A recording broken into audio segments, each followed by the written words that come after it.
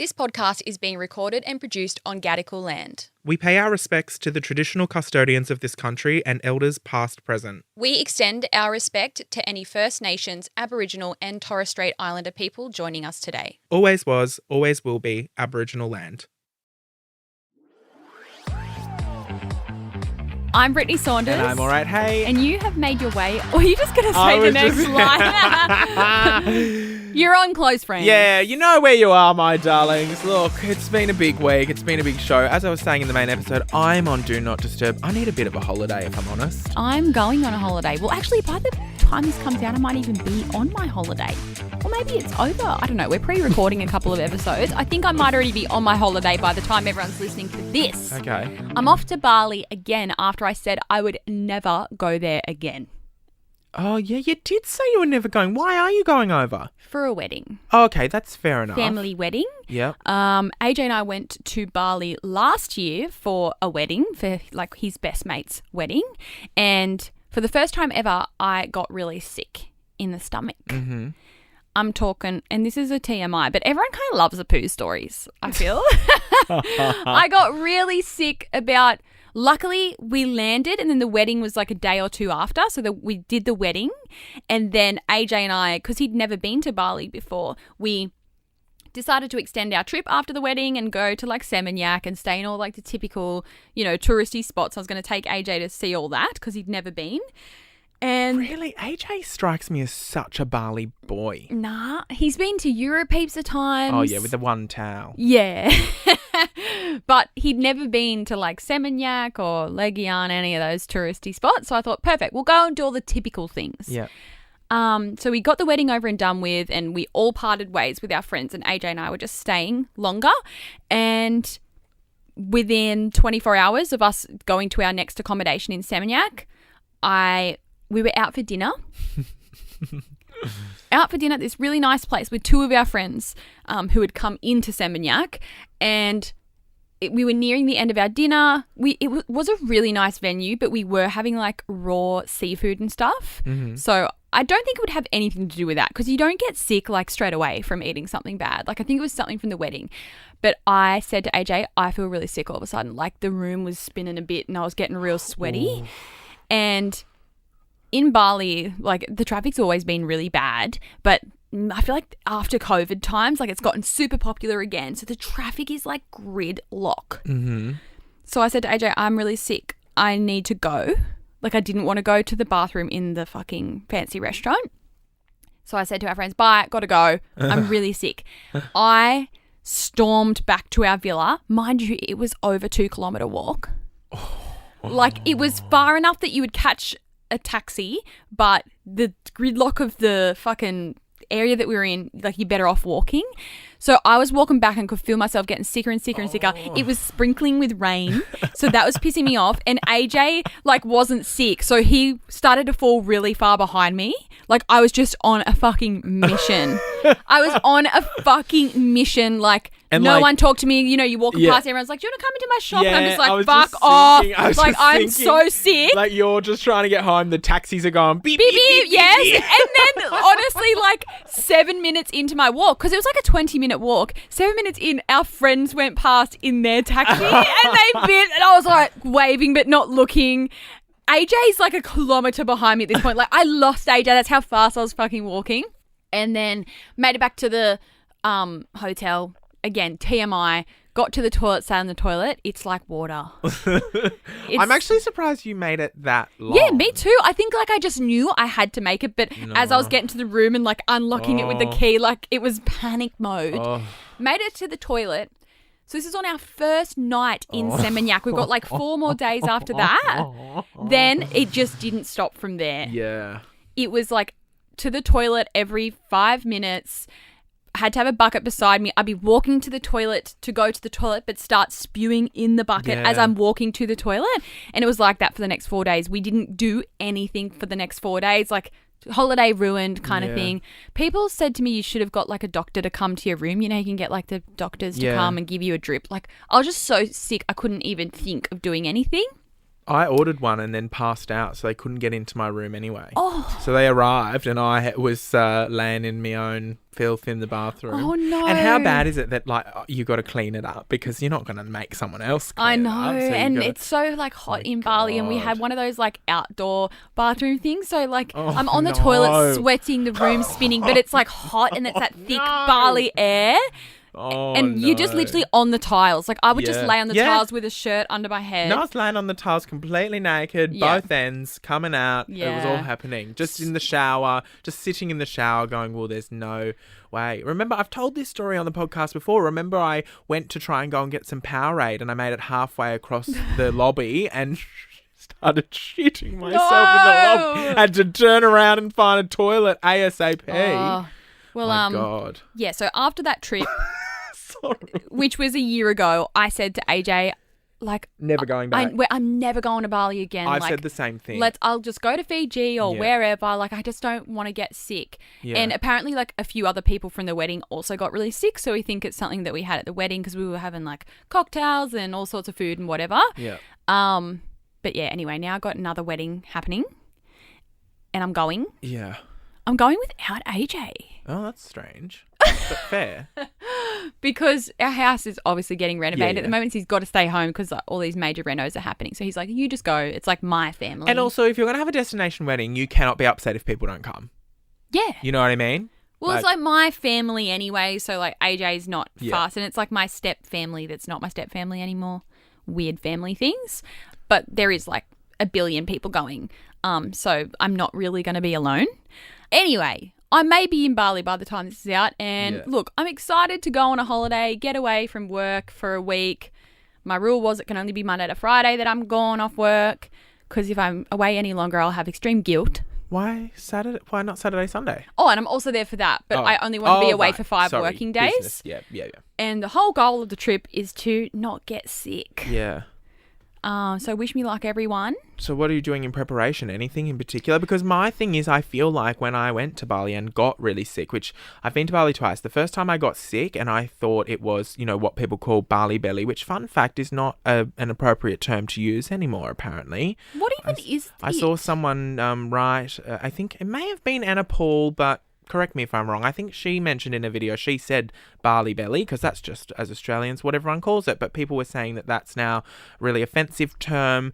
Balinese people don't like people using that term because it's obviously very negative, puts a, you know, blah, blah, blah. So we can't use that What is it? anymore. Just like gastro, honestly. Like that's what it is. Yeah, I think like, I actually don't know where it comes from. Like everyone thinks it's from the water, but realistically, I went to Bali twice and I was very careful about the water. Now, the first time I was sick and I was like, oh, this is pretty bad. But the second time I was super, super careful and still got really sick. And that's the time where I couldn't even walk through the lobby. I've heard even people say it can be like from the money, like you're touching the money, then you touch your mouth, like you wipe your face or whatever. Yeah. So I've done a few things to try to stop myself from getting sick. Okay, what are you doing? I'll tell you my checklist. Okay.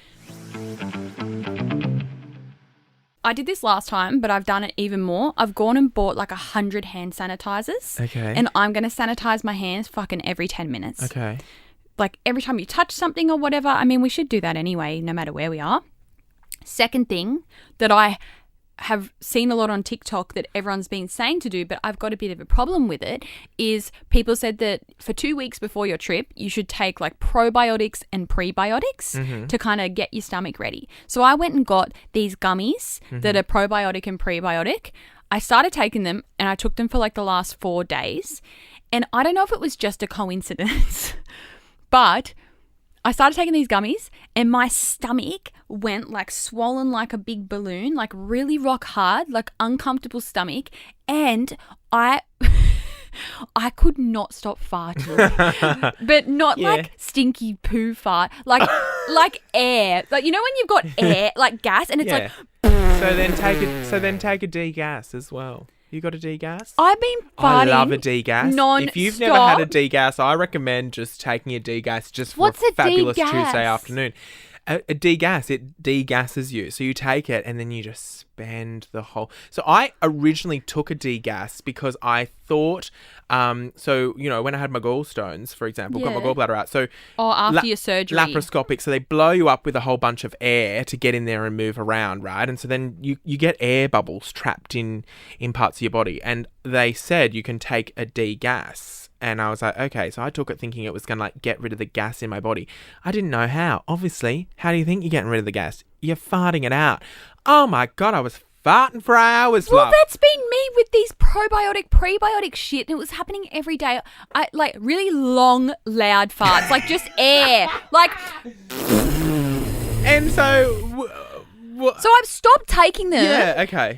I stopped taking them. Yesterday was the first day that I've stopped taking them. My belly doesn't feel as rock hard. And then I Googled, can probiotics and prebiotics give you gas? And the answer is yes. Yeah. Like it's a really common symptom because you've got something different going through your system. So anyway, I've given up on that. I'm not fucking doing that because it's not worth walking around farting all day. Anyway, other things that I've done. I have purchased from Amazon a shower filter. Oh. They're like $20 or whatever, and you can put them on any shower head. You take off the shower head, put the filter on, put the shower head back on. Apparently it filters the water to make it a little bit nicer. And then another major recommendation that everyone has been saying to me, which I need to go and get, are these tablets called Travelan, I'm pretty sure it's called. And essentially, I love let me just get it up 2 seconds. So it's Travelan, and it's just these tablets that you take before every time you eat. So you take them multiple times a day. Reduces the risk of travelers' diarrhea. You need prevention, not relief. Yeah, nice. And apparently those Travelan tablets are like it. Like that's what's going to stop you from getting sick. And you take them every time before you eat. Well, I can't wait for you to give us an update when you come home and see if you... Oh, and it's got me thinking as well, Matt. Like, honest. with how sick people get when they do travel, like anywhere overseas, I'd be scared having a destination wedding if you were the bride. I think about that all the time. What if you get sick before your wedding day? We're going a week before the wedding. So imagine if the bride was to get sick and then you got diarrhea at your ceremony and you're sweating and you're about to shit, but you're trying to get through the wedding. Like, imagine how many people's weddings have been ruined from getting sick. Every time I see someone have a destination wedding in Bali, I think surely everyone is shitting themselves at the ceremony. Because it's just a known fact that, like, you're probably going to get sick at some point. So wish me luck, everyone. I will give you an update when I get back. I can't wait for that. Dedicated, our friend Kate has just been and come back, and I messaged her. I was like, what did you do? Like, how'd you not get sick? And she said those Travelan tablets were the game changer. There you go. And being really strict with it every time before you eat. Did you know I was so scarred from when I went to Japan that I actually came back from Japan? I had some like dodgy meat at one of the restaurants that my host family took me to. Mm-hmm. And I was actually so scarred from whatever I had eaten, which is still unidentified to this day. I don't actually know what it was, but it was so... I knew as I was eating it, I went, this ain't right. And What, like it was off? I don't know. I don't know what it was. So, like, could have been something random like eel or something. But it was like the host family were ordering at the restaurant for us and we were just, blah, blah. So I don't know what I ate, but it scarred me. I was so sick that night. And I'm sure, I don't think I've spoken about this on the podcast, but I actually was going to include this story in my live show, but it didn't make the cut. And basically, I was so sick that night, I got out of bed, which... In Japan, beds are on the floor or very close to the floor. So to get out of bed and stand up is quite a lot when you're feeling sick. So I've stood up. I've got sparkles in my eyes. I'm dizzy. And I start walking down the stairs to go downstairs to get a glass of water. And I slip on the stairs and bounce down the stairs. And you know how Japan, they have the paper sliding doors? Boom, straight through the paper sliding doors. No. Fell into the lounge room. My entire host family is watching anime on the TV. because I'd gone to bed early because I wasn't feeling well. They're all watching anime on the lounge. The dad, the two sons, and the mum. The mum was so concerned about me, wanted to take me to hospital. I'm sitting there going, how am I going to pay for your new bloody paper door, love? Like, I was mortified. And I was like, I just feel so sick from like what we ate earlier. I just need like a water. And she gave me a water and like a little Picari sweat is what it's called. Mm-hmm. Oh, they have those in Bali. Yeah, Picari sweat's good as well, to keep you hydrated and whatnot. Love it. And anyway, I went back up to bed and everything was all good. But it wasn't all good. I was very sick that night, and I just had never felt so gross in my life. And so I actually came back from Japan and declared myself a proletarian. What? For 9 years. What's that? I was a proletarian for 9 years. That is a vegetarian who still eats chicken. Like poultry, proletarian. So, you've got pescatarian. They're a vegetarian, but they eat fish. I was a proletarian. Wow. For 9 years. So the only meat that I ate for 9 years was chicken. And you would not catch me eating anything else ever.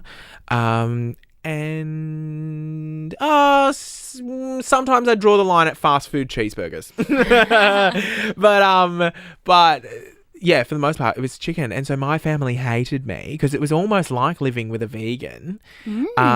Because they had to cater all the meals to have chicken only, because I wouldn't eat any meat, like couldn't think of a steak, obviously didn't eat fish anyway. And I loved the proletarian lifestyle. And the only reason I changed it is because then I did keto. And that was the time. And then, you had to eat so much meat on keto. And so that's what broke my proletarian phase. And now I eat anything except fish. Nice. There's a little fun fact for you. Well, there you go. Everyone. That's it for our close friends, yeah. Yeah, I was just going to say best of luck in Bali. Can't wait to see how that turns out for you. And let's hope the Travelam or whatever you call Travelan. Travelan. Shout out. Sponsor works us. out for you. Well, I'll see you when I get back from Bali anyway, Matt. All right. Sounds good. I am going on Do Not Disturb again. Ugh, see ya.